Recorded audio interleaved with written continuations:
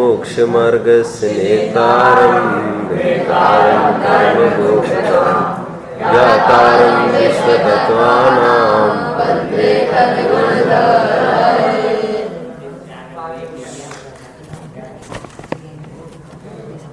A nice book is better than hundred friends. But a good friend is himself a big library. ज्ञानी के दिल में ज्ञानी का संग करना ये समस्त द्वादशांग का संग करना है। पढ़ पढ़ के जो हमको ख्याल में नहीं आता वो सज्जनों के सत्संग से आ सकता है। श्रीमद जी ने इसलिए पूरा बल सत्संग पर दिया, इसलिए सामयिक तक के अनुष्ठानों को छोड़कर 48 निरपक आचार्य समाधिस्थ साधु के समीप रहकर बहुत कुछ पढ़ते हैं जो आज तक पुस्तक से भी उतना गहराई से नहीं पढ़ पाए। अभी पढ़ने का उनका मौका होता है। ज्ञानी और ज्ञान में अंतर नहीं देखना चाहिए। सदा सुखदास जी कहते हैं ज्ञानियों की उपलब्धि जो एक एक शब्द का रहस्य और अर्थ खोल कर दिखाए, ऐसे ज्ञानियों की उपलब्धि कल्प वृक्ष की प्राप्ति समान है। आशाधर जी कहते हैं पंचम काल के 2 तीर्थ है, एक तीर्थ तो जिनवानी और दूसरा तीर्थ जिनवानी के निरूपक वक्ता विद्वान, दोनों को तीर्थ की उपमा दी है। कई सारे बिंदुओं पर हमने चर्चा सुबह की और थोड़ी सी चर्चा करनी है।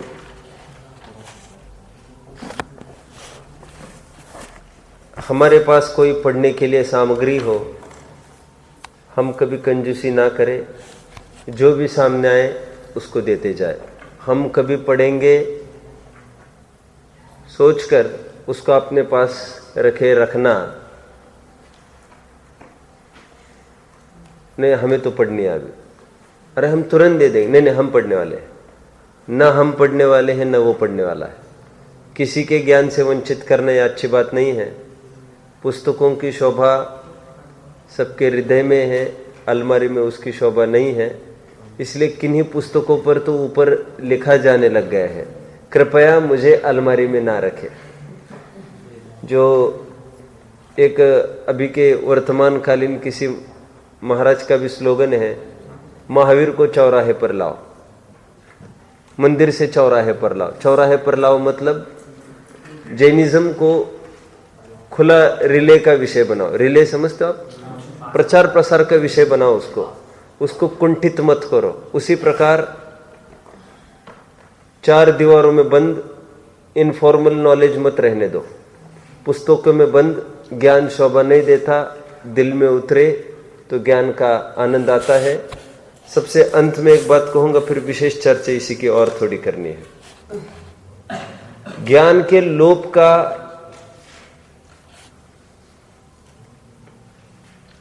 क्या कारण विचारता है ये जीव, जिससे ज्ञान का लोप होता है?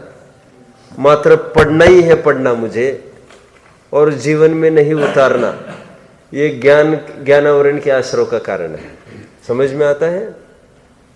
ज्ञान की अतीव पिपासा, अतीव पिपासा मतलब वो बात अलग कि जिज्ञासा चाहिए एक एक चीज समझने की, लेकिन अति करना, अभी अभी रहस्य खुलेगा।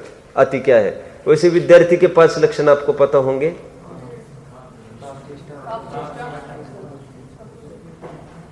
गुरु निष्ठा क्या है वो?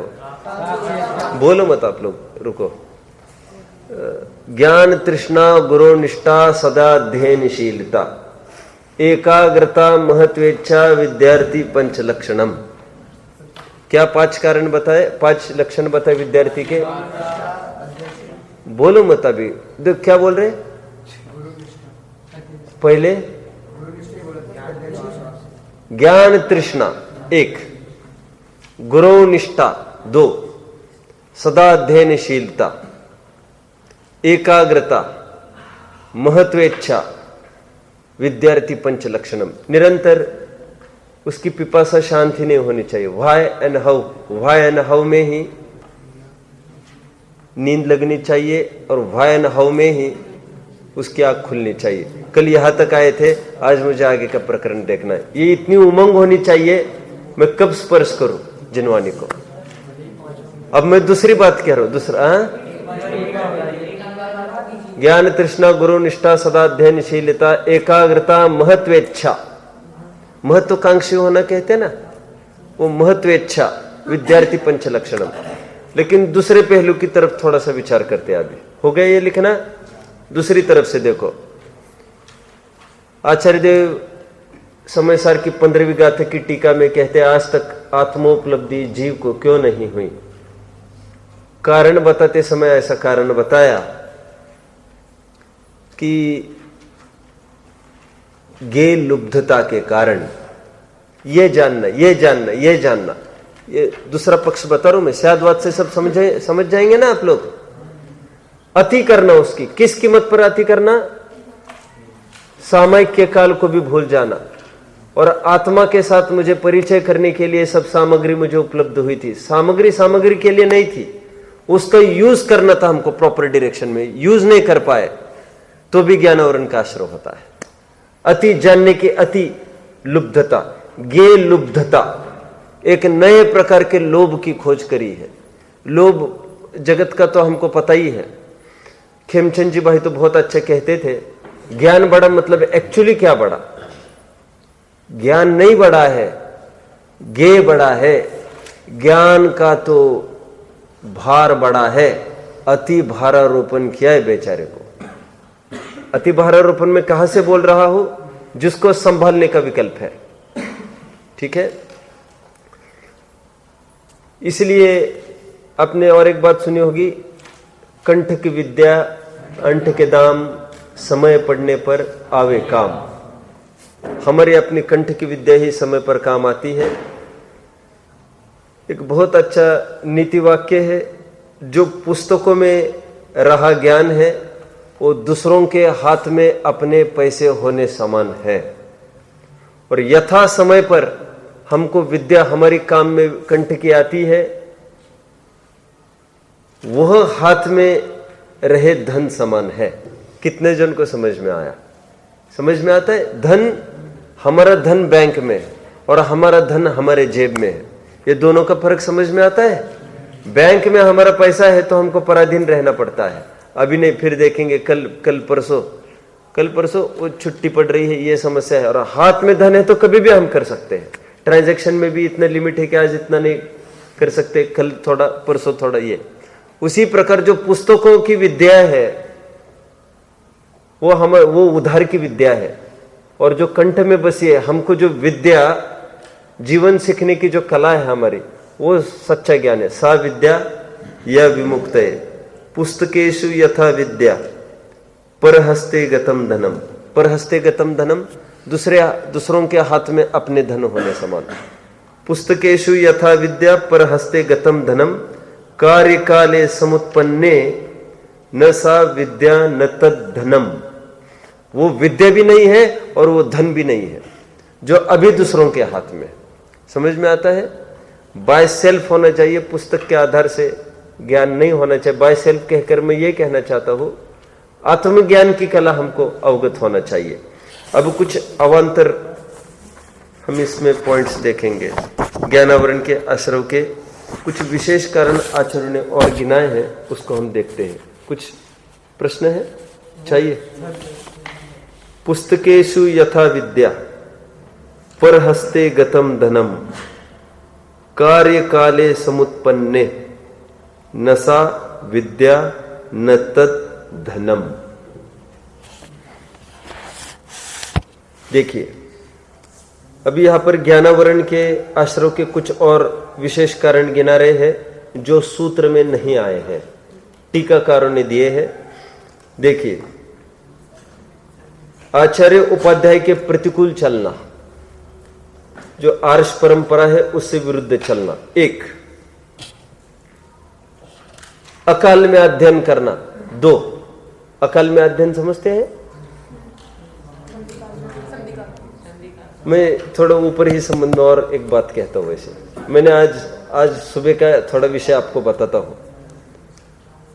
मेरा कल बहुत खुशी का दिन था। वैसे क्या हुआ मैं बताता हूं आपको। मैं 2-4 जगह ऐसा बोला था प्रवचनों में, कही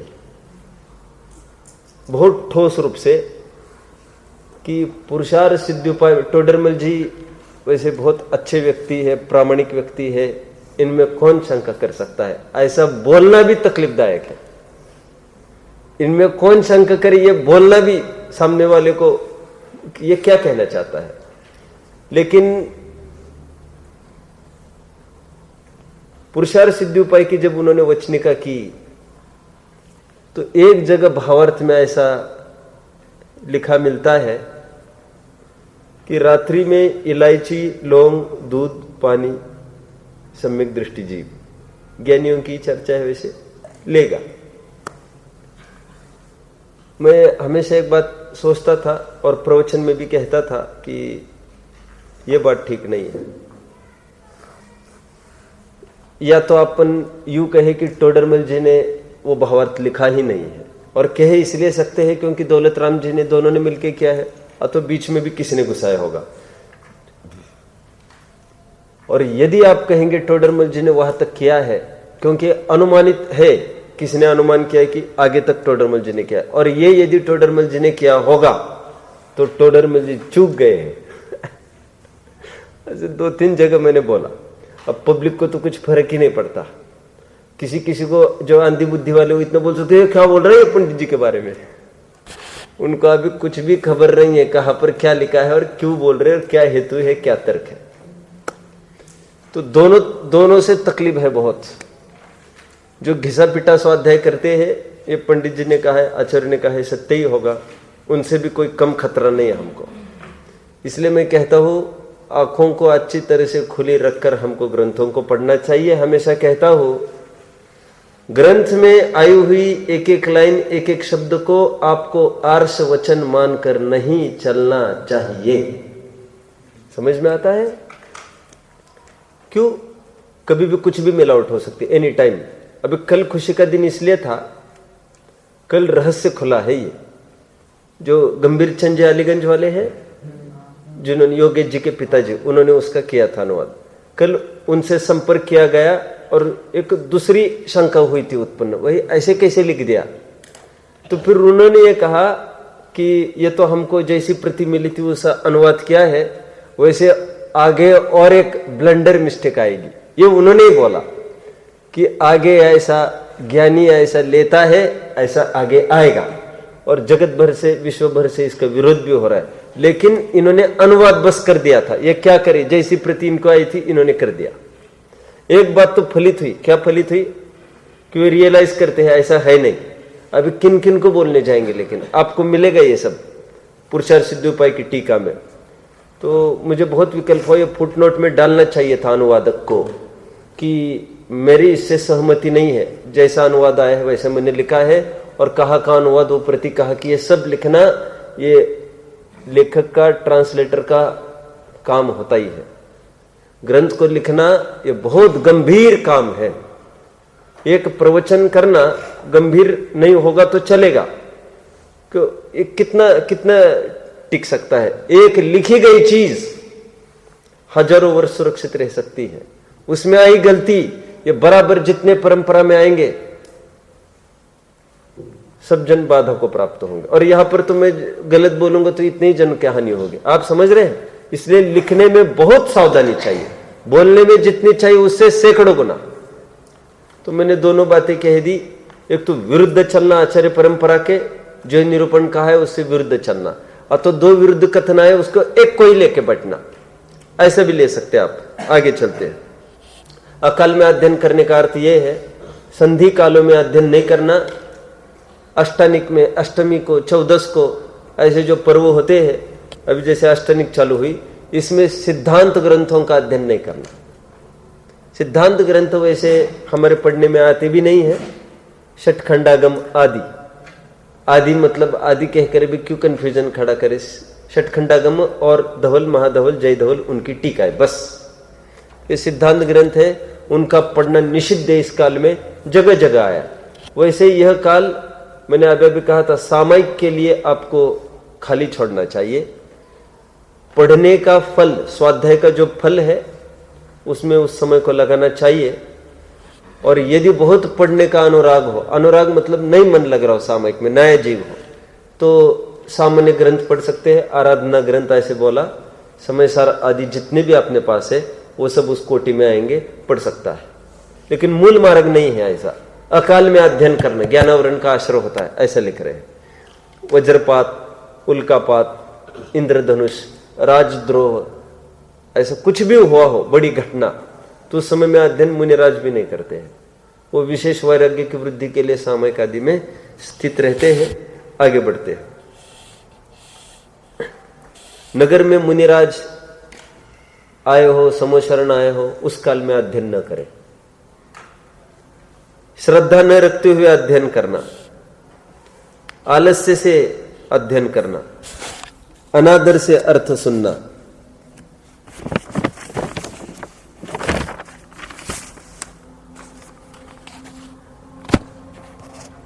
बहुश्रुत विद्वान का अपमान करना, ये तो कल आ ही गया था। ज्ञानी नाम अनुपासनाथ, कहा की बात है ये। चौथी गाथा की टीका समय सार क्या लिखा, जीव को ज्ञान क्यों नहीं हुआ? ज्ञानी की आज तक किसने उपासना ही नहीं की। ज्ञानी नाम अनुपासनाथ। आगे शास्त्र बेचना, ऐसे भी ले लिया इन्होंने, इसका बिजनेस करना, सूत्र विरुद्ध चलना, असिद्ध से ज्ञान, ठीक है हो गया। दर्शन में भी लगा लेना, किसी के आंखें फोड़ना दी। दर्शन का एक नया कॉलम बन सकता है। दर्शनावरण के आश्रय के कारणों में आंख फोड़ना आदि ये सब लगा लेना। किसी को दर्शन नहीं होने देना किसी चीज के। लौकिक दर्शन की भी बात है इसमें, सामान्य दर्शन लिया है इन्होंने, वो दर्शनावरण के आश्रय का कारण होगा। अभी देखिए, नास्तिक बनना दर्शनावरण का कारण है, ये बोल रहे। ये क्यों होगा दर्शनावरण का कारण, कोई बताएगा? वो दिखता नहीं ना उसको, दिखता नहीं मतलब देखता ही नहीं। कहाँ है भगवान, कहाँ दिखते हैं? दर्शनावरण का आश्रय होगा। दिखते हुए भी मना कर रहा है। दिखते हुए मतलब कोई आंखों से दिखने की बात थोड़ी थी। अनुमान से प्रत्यक्ष ख्याल में आता है कि ईश्वर नाम की कोई चीज होगी। नास्तिक। फिर दीर्घ काल सोते रहना, दिन में सोना, ये दोनों पॉइंट्स पर विचार किया जाए। बस फिर आगे बढ़ेंगे। इन दो बिंदु पर अभी चर्चा करना। क्या? ज्यादा निद्रा लेना, ज्ञानावरण दर्शनाम के आश्रय का कारण कहा, और अलग से बिंदु दे दिया। अब किसी भी टीका में देख लेना, दिन में सोना ऐसे ले लिया है।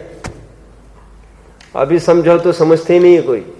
दिन में हमको बिल्कुल नहीं सोना चाहिए। समझ में आता है? अपन क्या करते हैं पॉलिसी, रात में लेट जगना और कुछ करना। अभी सुबह तो कोई उठना ही नहीं चाहता है, और लेट इतना जगना, फिर दोपहर में सोना, काहे के लिए? रात में जगना है हमको। ये मैंने आपको पहले भी कहा था, याद आता है? ये बाबूजी का इतना स्वास्थ्य बिगड़ गया है ना, युगल जी का, उसका कारण क्या है मालूम?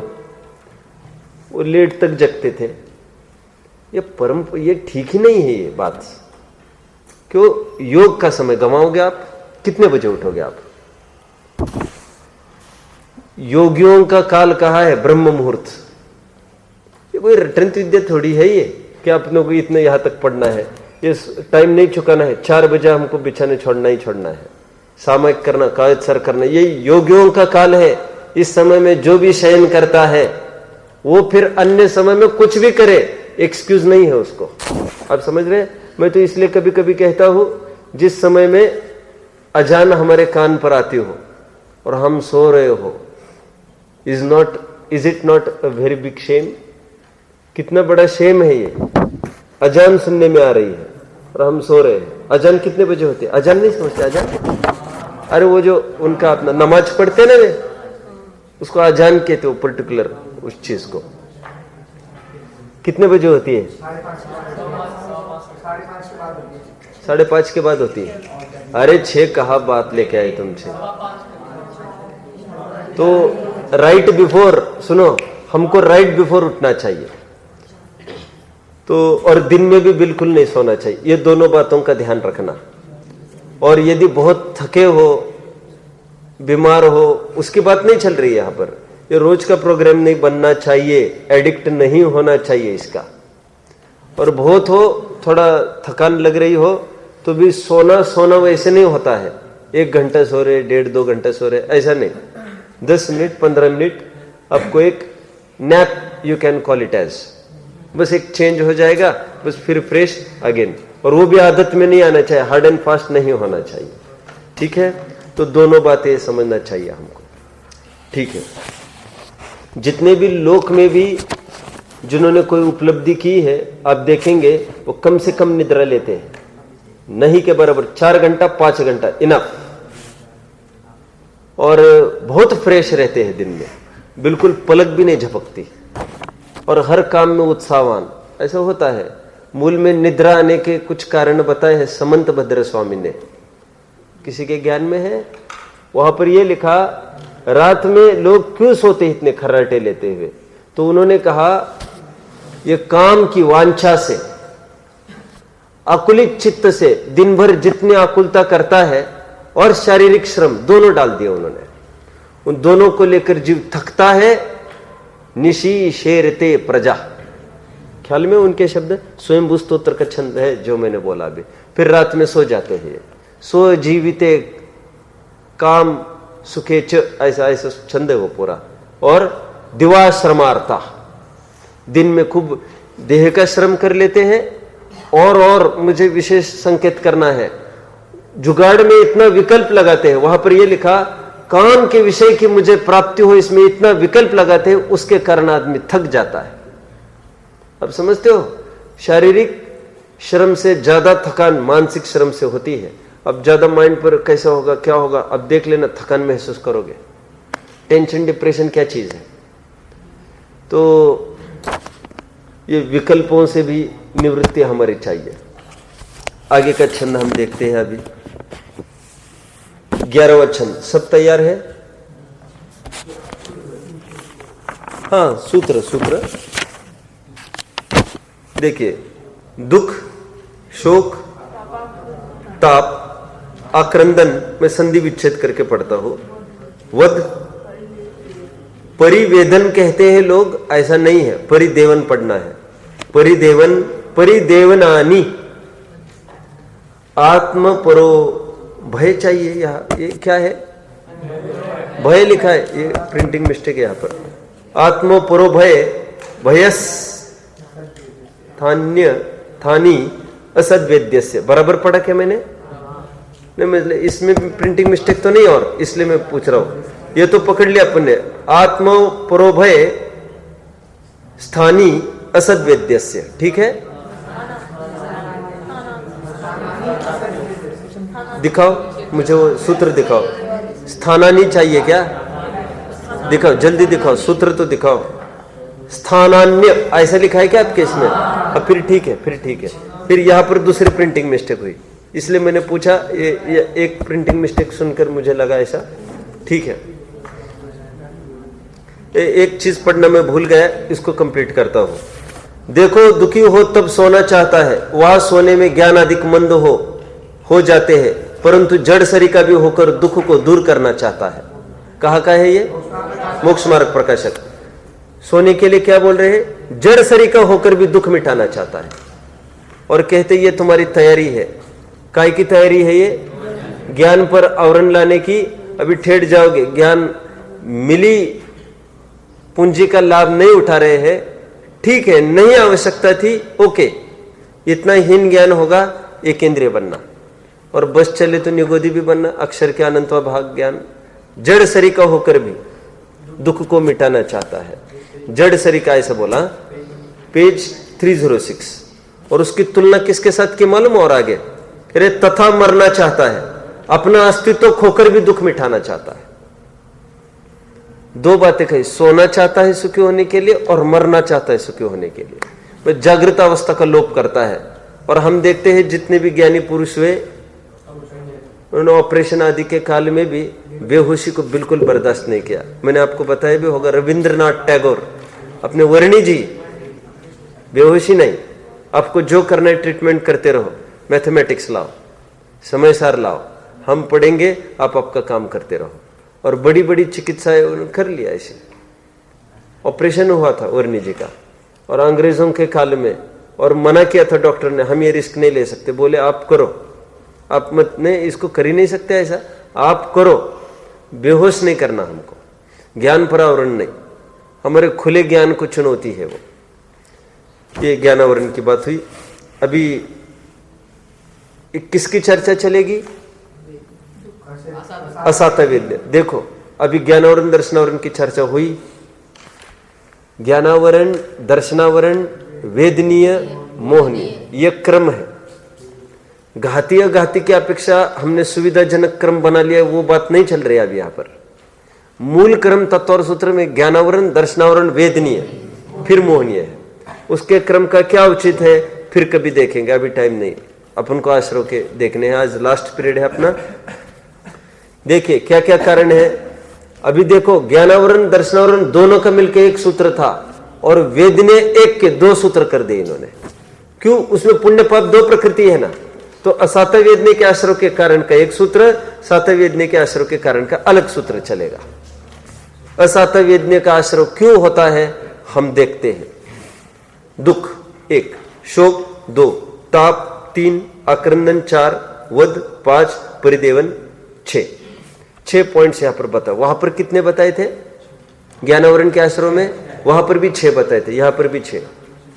ऊपरी रूप से हमको लगता है ये दुख, शोक, ताप, आक्रंदन, वध, परिदेवन एक सरीका ही लगता है, लेकिन इसमें सूक्ष्म फर्क पड़ेगा।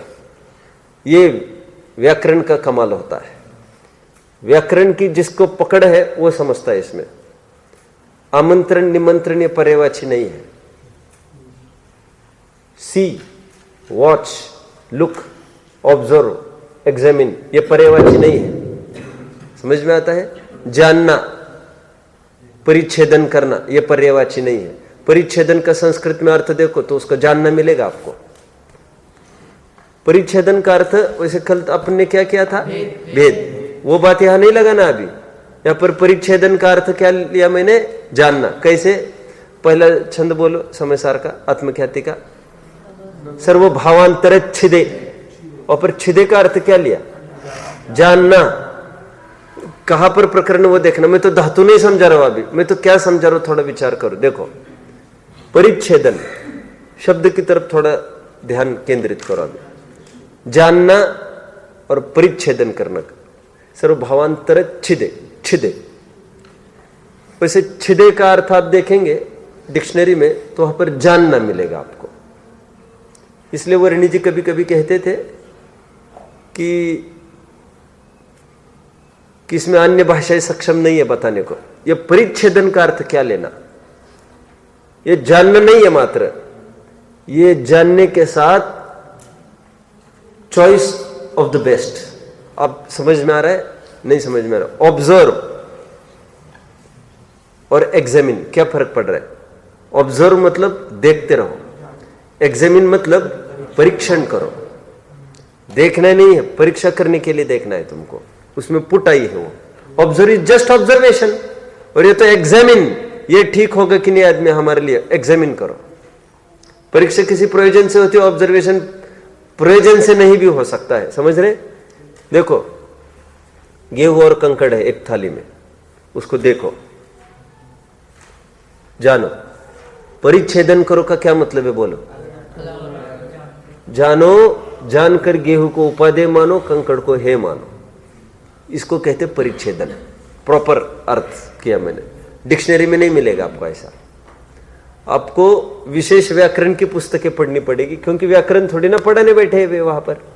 मैं तो ये कह रहा हूं लोक में दुख और शोक पर्यायवाची है, यहां पर ऐसा नहीं समझना। क्या पड़ेगा फर्क? आपको इतनी महिमा आएगी इनके व्याकरण की। 6 एक तरफ लिखो, अभी अर्थ भी एक तरफ करेंगे, कॉलम बनेंगे 2 कॉलम। दुख, शोक, ताप, अक्रंदन, वध, परिदेवन। ये फिर मैं अर्थ करूंगा आगे। अभी देखिए अर्थ तो करेंगे, पहले यहां पर क्या कह रहे हैं? आत्म परो भय। क्या बोले? इसको थोड़ा ध्यान देना। आत्म परो भय मतलब आत्म पर उभय, 3 शब्द यहां डाल दिए। बहुत बेहतरीन सूत्र है ये। आत्म पर और उभय मतलब स्वयं दुखी होना असातकाश्रय होगा, और दूसरों को दुखी करना असातकाश्रय होगा, और दोनों मिलके दुखी रहना तो भी असातकाश्रय होगा। दोनों मिलके, ये कोई खास बात नहीं कही इन्होंने। स्वयं भी दुखी होना, दूसरों को दुखी करने का भाव करना, अथवा दोनों भी हुए हो। जब एक से हुए दोनों से कैसे नहीं होगा? इससे क्या होगा? असातकाश्रय होगा। अभी ऐसे ही किस में लगाएंगे? ऐसे 6 पदों में ऐसा लगाना। स्वयं भी शोक करना, दूसरों को शोक कराना, दोनों मिलके शोक करना असातकाश्रय होगा। 6 में ऐसे तीनों बिंदु लगाएंगे। आत्म पर उभय, उभय मतलब बोथ। अभी एक एक का अर्थ देखते हैं। दुख, व्हाट इज दुख? जब अनिष्ट का संयोग होता है और इष्ट का वियोग होता है, तब जो पीड़ा होती है आर्त ध्यान जनित। अर्थ ध्यान के 4 भेदों में तो 2 है ही, वैसे पीड़ा जनक भी ले सकते हैं। वैसे तो अर्थ ध्यान तो है ही इस संबंध का। तो अर्थ ध्यान संबंधी इष्ट का वियोग या अनिष्ट का संयोग हुआ हो, तो उस समय में जो पीड़ा होती है, आचरण के मूल शब्द है, जो पीड़ा होती है उसे दुख कहते हैं। ये दुख की परिभाषा। तो हम दुखी हो रहे हो तो हमको असातकाश्रय होगा। इसलिए जिन जीवों को, बोलो, जिन जीवों को असातकाश्रय नहीं करना हो वे जीव प्रमुदित थाओ, वे प्रमुदित हो जाओ। ये आत्मख्याति का क्या शब्द आया था? ये विबुद्धस्व, खुश हो जाओ। अमृतचंद्र स्वामी का टीका में एक, विबुद्धस्व, खुश हो जाओ। और यदि तुम देखो, आशीर्वाद देकर ये कहना खुश रहो बात अलग है। 1 मिनट में हमने बोल दिया खुश रहो, लेकिन खुश कैसे रहे? कोई हमारी इच्छा से थोड़े ना खुश रहेगा। और वो सामने वाला भी चरण छूने इसलिए आ रहा है कि इनका आशीर्वाद मिल जाए। यहां पर आकर मिथ्या तो पाल रहा है कि ये आशीर्वाद इनके हाथ लगना चाहिए, खुश रहो, आहा मजा आ गया। अब ये समझ रहे हमको खुश करेंगे। मुझे क्या कहना है? जिन जीवों को दुखी नहीं होना हो, सॉरी, असातकाश्रय नहीं करना हो, वे दुख ना करें। दुख करने से असातकाश्रय होगा और फ्यूचर में क्या होगा? आगे नहीं उदय आएगा और फिर तुम दुखी होगे। दुख से दुख होता है, ठीक है? जो आज दुख रूप है वो दुख का कारण भी है। मंगलमय मंगल कारण, अमंगलमय अमंगल कारण। इसलिए जैन दर्शन की बहुत सटीक बात है जो ये कहते हैं कि आज थोड़ा दुख भोग लो तो भविष्य में सुखी सुख भोगने मिलेगा। कौन कहता है ऐसा? कोई कहता होगा? पढ़ लो बच्चों, पढ़ लो, अभी थोड़ा भोग लो, दुख भोग लो अभी, तो जीवन अपना अच्छा निकल जाएगा। जल्दी उठ लो, अभी थोड़ा दुख भोग लो, तो फ्यूचर अच्छे सुख में चला जाएगा। अक्सर कहते हैं ऐसा। अच्छा, कोई कोई ये कहते हैं कि अभी ऐसा ये करोगे, अभी सुख भोगोगे तो आगे दुख भोगना पड़ेगा, ऐसा भी कहते हैं। उल्टा ले लो, देर देर तक सोओगे अथवा हिंसा झूठ चोरी कुशल परिग्रह में परिवृत्ति करोगे तो कैसा लगेगा आपको? सुख तो लगेगा, उसका फल कैसा होगा? दुख होगा। लोक में ये लैंग्वेज चलती है, परिचित है आपको। अभी सुख भोगोगे तो दुख भोगना पड़ेगा, अभी दुख भोगोगे तो फिर आगे सुख भोगना पड़ेगा। वे ये कहकर आत्महित हेतु विराग ज्ञान तिलक के आपको कष्ट दान, वो वाले भूल पालते वे लोग। कितने जन समझ रहे? उपवास करना है, क्या क्या शिक्षा मिलेगी ऐसे लोगों से? संयम, बोलो। यस, तो खूब सुख मिलेगा। मतलब पूरे तत्व ज्ञान का कुठाराघात कर दे इसने, संवर तत्व संबंधी भूल। क्यों? तो उपवास वर्तमान में आनंददायी है, और मरे मन से क्या हो उपवास, बिल्कुल भी पुण्याश्रव का कारण नहीं है। पानी पानी पानी, मेंढक गया। अपने पास आधार है ना, उपवास का फल ऐसा होगा, ऐसा कैसे बोल रहे? टोडरमल जी ने कितना लिया? फिर यदि ऐसा उपवास आदि करने पर तो सभी तिर्यन जाए देवगति में। तर्क दिया ना, कहां पर दिया? निर्जरा तत्व संबंधी भूल। फिर उपवास से निर्जरा, अरे ऐसा होता तो होता ना, फिर सब तिर्यंचों को भूखे ही रहते बेचारे, कब क्या मिलता होगा क्या नहीं मिलता होगा। लेकिन ऐसा नहीं है। टोडरमल जी साहब तो कहते हैं तुम भूखे रहो या भोजन करो, हमें मतलब नहीं, बोलो शुद्धोपयोग करो। ज्ञानी को ना भोजन करने की इच्छा है, ज्ञानी को ना उपवास की इच्छा है, ज्ञानी को बोलो एक शुद्धोपयोग की इच्छा है। और जो आगम की शैली है, उपवास का जो उपदेश दिया है, वो कारण का कारण जानकर मोटा मोटा अंदाज लगा कर कहा है। विषयों से निवृत्त हो जाओगे, व्यापार धंधा नहीं करोगे आज, तो बैठे बैठे अध्ययन तो कर ही लोगे ना घर पर, तो मार्ग मिलेगा तुमको। ये है उसका हेतु। पकड़ रहे? मैं वैसे क्या कह रहा था, जैन दर्शन ये कहता है जो अभी सुखरूप है उसी का फल सुख होगा भविष्य में, और जो अभी दुख रूप है उसी का फल दुख होगा। इसका मतलब जिसका फल दुख है वो अभी भी दुख है। स्टडी करो, तुम स्टडी नहीं ढंग से कर रहे। वह सुख सदा ही त्याज्य रे, पश्चात जिसके दुख भरा। ये लाइन भी एक लौकिक लाइन पर चली गई है। आप समझते हैं मेरी बात को? कोई क्या बोला मैंने?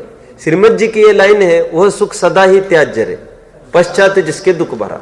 जैन दर्शन ये कहता ही नहीं है, लेकिन वो इंद्रिय सुख सुख भाषित होता है ना, और उसका फल ठीक नहीं है ना। किंपाक फल सामान्य विषय भोग है, दिखते तो सुमधुर है। We can't resist the appetite to consume the fruit, but the result is not nice. We can't resist मतलब हम नहीं रोक पाते हमारे मोह को खाने से, लेकिन चखोगे, चखने मात्र से मरण है वो किंपाक फल। ऐसे भोग है ये, दिखते सुहावने, लगते सुहावने हैं, अभी सुहावने हैं फिर दुख देगा, ऐसा नहीं है वो। मैं क्यों खोल रहा हूं? अभी दुखी होगे आपको असतकाश्र होगा, शोक। आगे बढ़ो, और खोलना है मुझे, मैं थोड़ा पहले इसका अर्थ करूं। शोक की परिभाषा आचार्य ने दी है कि सेम इष्ट का वियोग और अनिष्ट का संयोग हुआ हो, बार बार उसका चिंतन करना, अगेन एंड अगेन। टोडरमल जी के शब्दों में बोलो, उपयोग को भरमाता है। अगेन अगेन, बार बार, अरे रे अरे रे अरे रे। तो किसके दायरे में चला गया अभी? शोक, वो 6 माह। ठीक है, अभी ताप क्या है वगैरह देखेंगे आगे। शोक में क्या लिया? ओनली क्या इंक्रीमेंट हुआ? बार बार चिंतन करना। अभी शोक करोगे असतकाश्र होगा। देखो अभी वस्तु स्वरूप कितना एकदम ऐसा अटपटा लगता है। वो तो रो रहा है, कोई रो रहा है, क्या हो गया? अभी रोना तो ऐसे शोक में नहीं लिया है इन्होंने, पति का वियोग हो गया, शोक कर रही है, शोक मग्न है। अच्छा, तो कहते सुनो, उनको समझाओ जाकर, ए सुनो, तुमको असतकाश्र होगा, मत शोक करो। ये तुम कैसी बात करते हो? पति मरा है, अभी शोक नहीं होगा क्या? देखो, तुम्हारा पति मरे, कुछ भी हो, शोक करोगे तो तुमको असतकाश्र होगा। ये तकलीफ एक, ये नई तकलीफ। आप समझ रहे मेरी बात को? कोई ये कहे कि भाई इसमें शोक, देखो भूमिका के अनुसार क्या होगा उसकी बात नहीं चल रही यहां पर। देखो क्या बात करते हो, अब घर का आदमी मरेगा तो शोक नहीं करेंगे क्या? शोक नहीं होगा क्या? ये बोलो, न करने की बात कहा आई। हम तो ये कह रहे मत करो, तुम्हें जितना एकत्व है उतना हुए बिना रहेगा नहीं। मैं हमेशा कहता हूं ना, वियोग के काल में उतना दुख होता है जितना संयोग के काल में लगाव रहा होगा। उसका पैरामीटर है सीधा, कितना लगाव था यह वियोग में देखा जा सकता है। और सीता की संयोग में ही प्राप्ति के लिए कितना प्रयास किया था, लड़ाई करी, 6-6 महीना क्या क्या किया, समझ में आता है। संयोग में जितना एकत्व है, वियोग में जितना शोक है, वो संयोग के काल में रहे एकत्व को दर्शाता है। वैसे हमको लगता है ये तो ये निकले जंगल, सीता को बिल्कुल छोड़ के जा रहे थे, वो तो सीता ने फॉलो किया इनको, आप समझे। लेकिन इनको कितना राग है ये पकड़ में आ रहा है आपको। मैं क्यों कह रहा हूं ये शोक, आप शोक करेंगे असताकाश्रो होगा, ये एक्सक्यूज नहीं चलेगी वहां पर कि ये हमारे निकटवर्ती गए हम शोक नहीं करेंगे क्या। तुम करो नहीं करो वस्तु स्वरूप ये कुछ नहीं देखता है, तुम पकड़े जाओगे, सताकाश्रो होगा। जितने मात्रा में अपराध किया है उतना मात्रा में पकड़े जाओगे, ठीक है। हमें उससे कोई मतलब नहीं।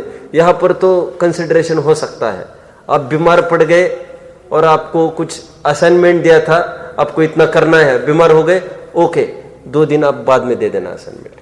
यहाँ पर कंसिडरेशन हम कर सकते हैं। वहां पर अरे हमारे ये मर गए थे ना, हम क्या करें, शोक नहीं करे क्या करे, इर्रेस्पेक्टिव ऑफ एनी कंडीशंस। क्या बोला,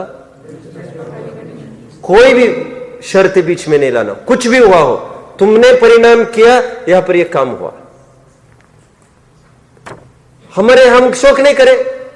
सेकंड लिख लो, नया अपराध नोट करो, एक कैसे, थर्ड नोट कर दो। हमारे यह अपराध नहीं है क्या, तुम्हारे कहां से लाया, तुम्हारे कहां से लाया नया अपराध। अभी भी संभलते हो कि नहीं शोक, शोक। आगे बढ़ो, ताप मैं और लूंगा इसको, पहले अर्थ करें। ताप, ताप का अर्थ तो यह है कि हमारी निंदा हो रही हो, अपमान किया हो बहुत, और हृदय चित्त निरंतर कलुषता को प्राप्त हो रहा हो, और अंदर में तीव्र जलन हो रही हो, अंदर ही अंदर विकलता आ रही हो, अत्यंत शोकमग्न दशा हो, उसको ताप कहा। देखो थोड़ा विचार करो, थोड़ा इंक्रीमेंट होता जा रहा है। इसलिए यहां पर शब्द एक पड़ा, कौन सा, अत्यंत शोक। ऊपर शोक की चर्चा की, शोक में क्या बोला, बार बार पीड़ा होना, मतलब दुख का रिपीटेशन। अब यहां पर शोक, ताप में क्या कह रहे हैं, अत्यंत शोक उत्पन्न होना। और यहां पर क्या तो कहते, आग लगी है, यहां पर जलना, ऐसे शब्द डाला, तभी तो ताप ऐसा बोल रहे ना। ताप, पश्चाताप, परिताप, ये सब यथार्थवाची है। इसलिए आपने सुना होगा जैन दर्शन में पश्चाताप के लिए कोई अवसर नहीं है। यहां पर प्रायश्चित, प्रतिक्रमण के लिए तो विधि विधान है, पश्चाताप को कोई अवसर नहीं है। क्यों, पश्चाताप मतलब होता क्या है, ताप, शोक सभाएं। आप जानते हैं ना, पहले ऐसा पत्रिका में लिखा मिलता था शोक सभा, फिर उसको एक रिवॉल्यूशन हुआ, ये क्या बोल रहे हैं, मिटा दो, बोले ये वैराग्य समाचार डाल दो। देखो ये एक प्रेजेंटेशन की एक तरकीब होती है, आप समझे मेरी बात को। हम बनिए बुद्धि वाले हैं, हम हर प्रसंग से हमको लेना सीखना चाहिए, समझ में रहे। 1 करोड़ रुपए गया तो लॉस ही नहीं हुआ है, बनिया शिक्षा ली है उसने, क्या कि हम अभी पिछले जेब में पैसा नहीं रखेंगे। तो पिता कहता है 1 करोड़ गया तो उसके बदले में तुमने अरब की शिक्षा प्राप्त की है, मुझे खुशी है इस बात की। समझ में आता है, नो गेन्स विदाउट पेन्स, समझ में आता है। Experience is the best teacher, हमको शिक्षा मिलती है बस, लेकिन एक एक चीज सीख सीख कर सीखना, अनुभव कर करके सीखना, उसके लिए कीमत ज्यादा अदा करनी पड़ती है। बुद्धिमानी इसमें है जो दूसरों के जीवन में आई घटनाओं को आदर्श करके शिक्षा लेवे। स्वयं एक एक अनुभव लेकर शिक्षा लेने बैठेगा तो आपत्ति क्या है बताओ। आपत्ति ये है बिल्डिंग से वो गिरा है सामने, ऐसे कैसे ऐसे कैसे, कर लो परीक्षा, क्या बिगड़ रहा है हमारा। अरे वो गिरा, टांग टूट गई उसकी, तुम्हें क्या परीक्षा करने की आवश्यकता है। समझ में आता है। शादी में दुख है, शादी करने में, उनको हुआ होगा, हम भी आजमाएंगे। आजमाओ, सुनो सुनो, मैं क्या कह रहा हूं, सुनो सुनो तो सुनो सुनो, हम भी आजमाएंगे। आजमाओ, हमको आजमाने दो ना। हमें डर नहीं है कि कदाचित तुम्हें सुख हुआ तो तुम हमको फिर अंगूठा दिखाओगे, हमको उसका डर नहीं है। हमको यह कहना है कि लाइफ इज बट वंस। तुम एक बार उसको आजमाओगे और तुम फंस जाओगे बुरी तरह, फिर क्या अवसर रहेगा तुमको सोचने का। इसलिए तुमको प्रेरणा देते हैं, समझ रहे? नहीं मैं और देखूंगा और परीक्षण करूंगा, फिर जीवन चला जाएगा ना। फिर ऐसा थोड़ी है फिर रिचार्ज करो और फिर नए सर से अब नहीं करो। ऐसा थोड़ी रोज नया दिन उगेगा वैसे नया अवसर मिलेगा, ऐसा है क्या? आप समझ रहे? कौन समझ रहा है मेरी बात को? हम इतनी शिक्षा क्यों दे रहे हैं? क्योंकि एक बार वो अपॉर्चुनिटी चूक गया, फिर अगला भोग कब मिलेगा क्या मालूम, कुछ नहीं बोल सकते। नहीं देखते हैं ना, हमें वो दुख वो आशंका नहीं है। मैं हमेशा उदाहरण देता हूं ना, नाई के पास एक जन गया, उसने चार्ट दिखाया, साहब बताओ तुम एक काम करो, 200 रुपए वाली, 20 रुपए वाली, तुम एक काम करना, ये करना, पहले तुम 2 रुपए वाली देखो कैसे होती है, चकोटा समझते हो साहब, तो ये करो पहले फिर देखते हैं। हाँ क्या बोला? क्या ये होने के बाद वो देख सकते हैं, लेकिन ये होने के बाद कुछ नहीं देख सकते। फिर 4 महीने के बाद देखेंगे। नहीं आप समझ रहे? नहीं मैंने क्यों कहा ये? फिर नेक्स्ट लाइफ, फिर अभी तो अवसर चूक जाएगा। दुख, शोक, ताप, ये प्रसंग तो प्रसंग है, उसको कैसे रिएक्ट करता है वो तो मैटर करेगा। इंटेंसिटी बढ़ेगी तो ताप तक चला जाएगा। आगे एक्शंस में भी वैसे नहीं बांधा जा सकता, यहां तक। अभी आगे देखो, फिर आगे आक्रंदन। आक्रंदन में क्या लेंगे? आक्रंदन में ये कह रहे हैं आंसू गिराना, अंग वियोग करना, माथा धुनना, छाती कुटना, इसे आक्रंदन कहते हैं। जरूरी नहीं रोना आए ही आए, ये इसमें से कुछ भी हो सकता है। अंग वियोग करना कहते ना, हाथ पैर पटकना, मुहावरा चल पड़ा ना, हाथ पैर पटकते रह गए, वह हाथ यहां वहां मारना, अरे उससे क्या होगा? माथा धुनना, छाती कुटना, ये सब आक्रंदन में ले लिया। ये और इंटेंसिटी इसके और बड़ी है, इसको आक्रंदन कहेंगे। आगे बढ़ते, वध में प्राण का विघात करना। परिदेवन अंतिम।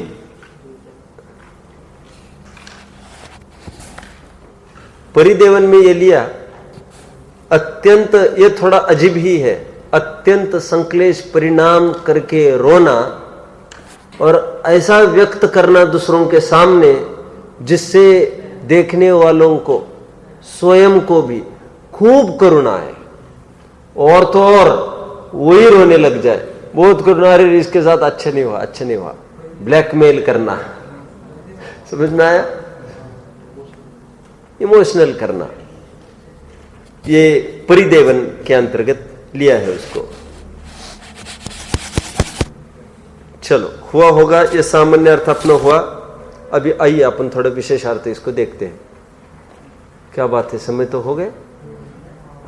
चलो ठीक है, देखेंगे फिर। ओम नमः।